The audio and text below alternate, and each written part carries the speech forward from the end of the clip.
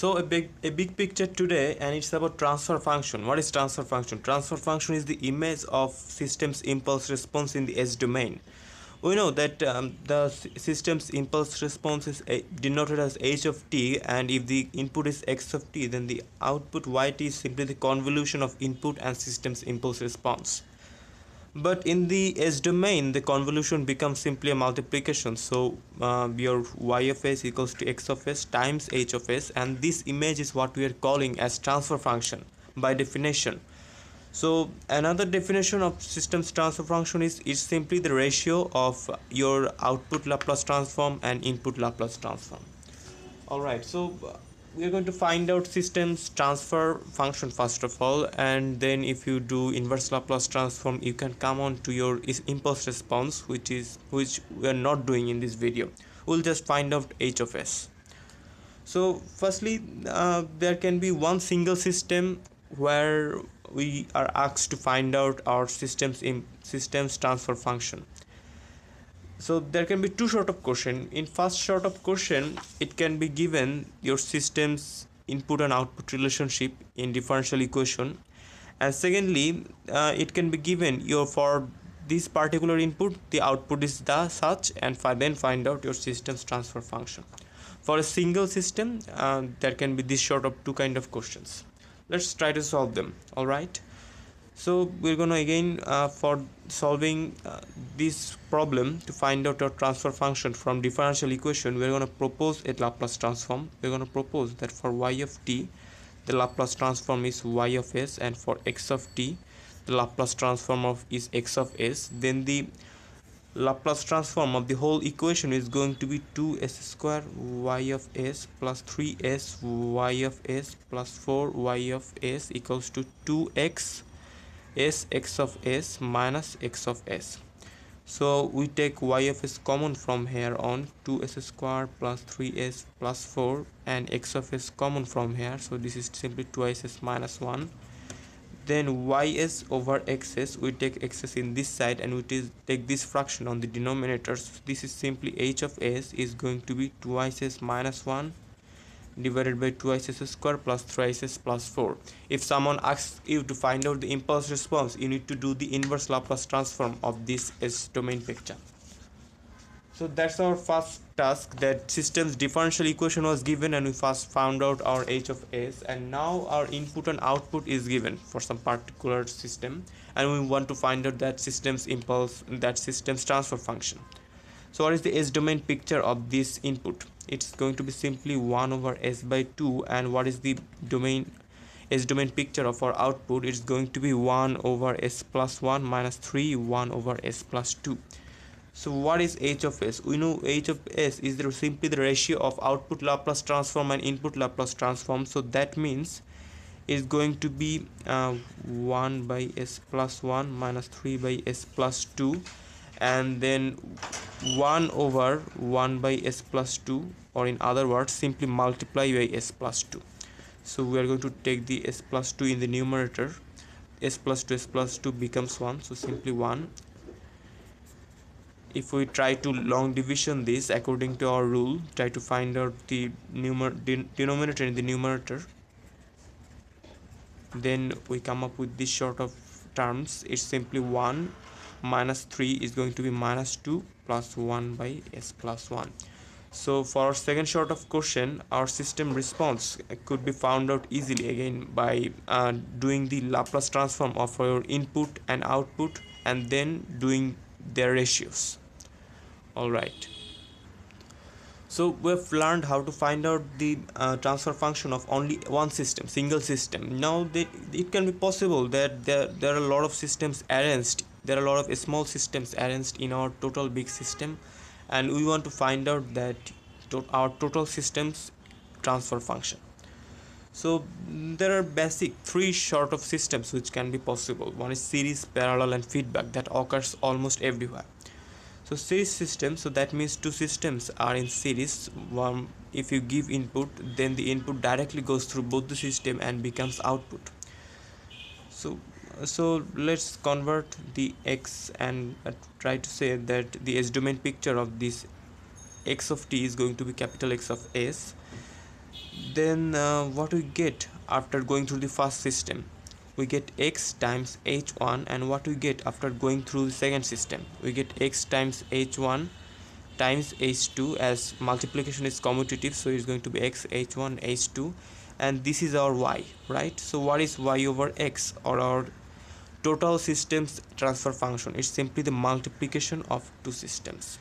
If there are n systems in series, then the total systems transfer function is going to be the multiplication of all of them in a series way. So alright, that's series system. Now we're going to go for parallel system. So let's say that the Laplace transform let's say the Laplace transform of this input is x of s and the output is y of s. So what do we get after going through h1? We get x of h1, and what do we get after going through h2? We get x of h2.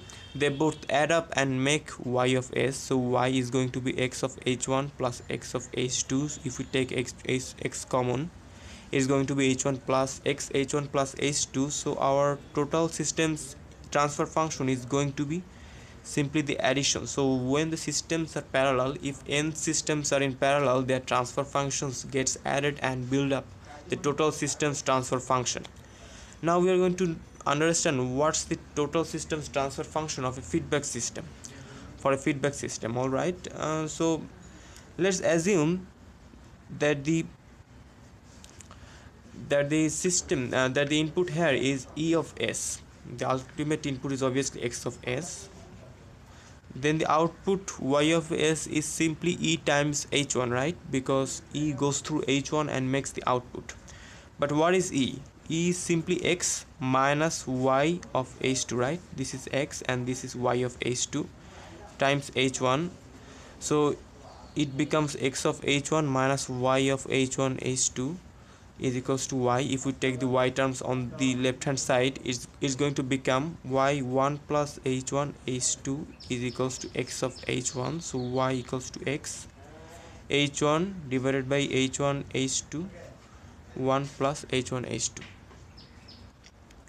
So you see, it was a negative feedback system because the output that came from didn't get added but gets subtracted, so there was plus here. If it was a positive feedback system, in the case of positive feedback system, there would be a minus in the denominator.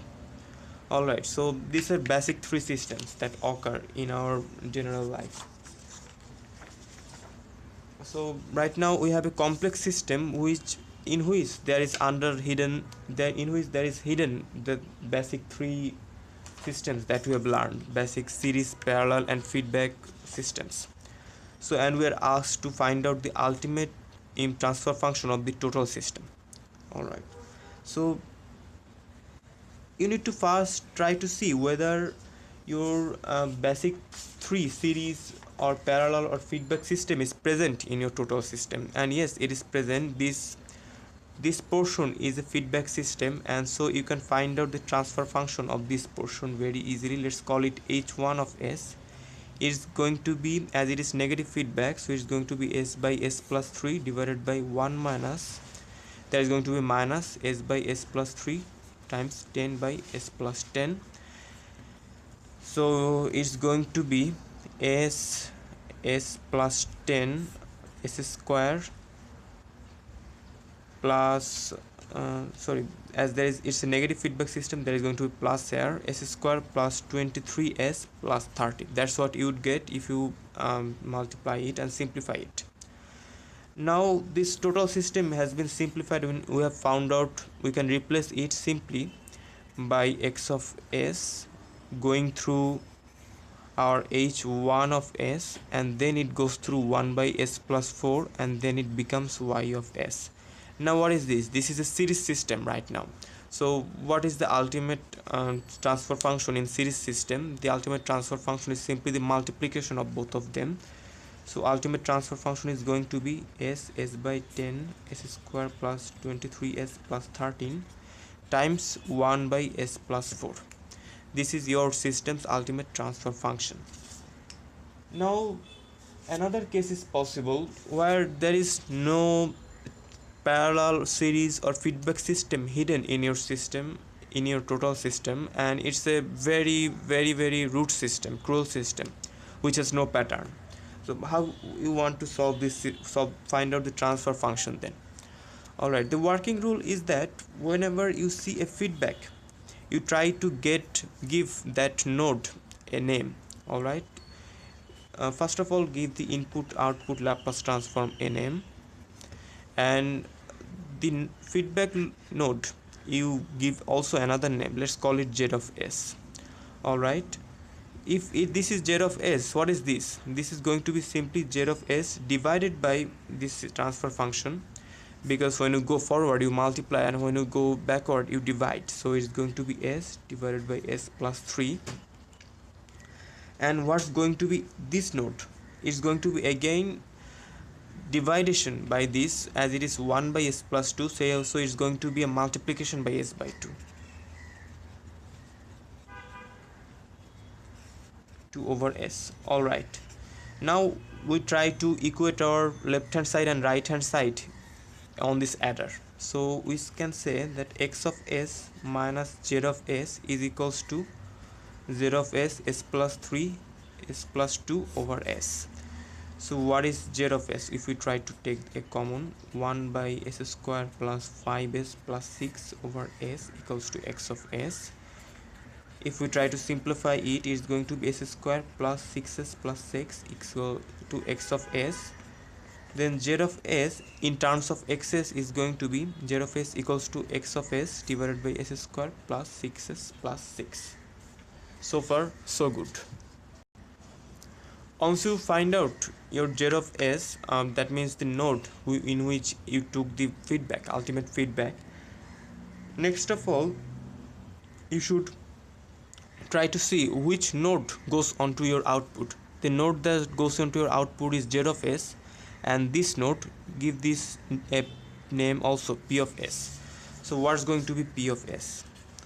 So p of s is going to be z of s, s plus 3 over s. So that means x of s, s divided by s square plus 6s plus 6 into s by 3 over s. So s gets cancelled out, so it's simply x of s, s by s plus 3 divided by s square plus 6s plus 6 in the denominator. So finally in the output adder you try to equate the arrows that come in and the arrows that goes out. So it's going to be p of s times 2, p of s times 2 plus z of s is going to be y of s. So it's going to be x, p of s times 2 is going to be x of s, 2s plus 3 divided by s square plus 6x plus 6 plus z of s is simply x of s, s by s square plus 6x plus 6 as we have evaluated before, and these two when added makes y of s. Now we want to find out the fraction y of s divided by xs, so let's take xs common here. So the denominator is common, so it's simply going to be twice s plus 6 plus s, so it's going to be 3s plus 6, so 3s plus 2. This is y of s. If we take the x of s in the down square, then this is simply our transfer function. So what's the working rule? You for multiple systems, you first of all you try to see if in the combined system there is any series system or parallel system or feedback system.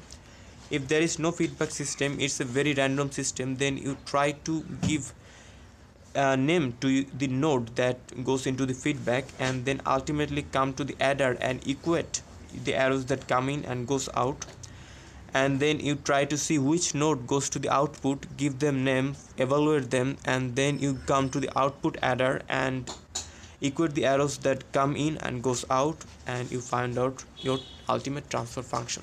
Thank you.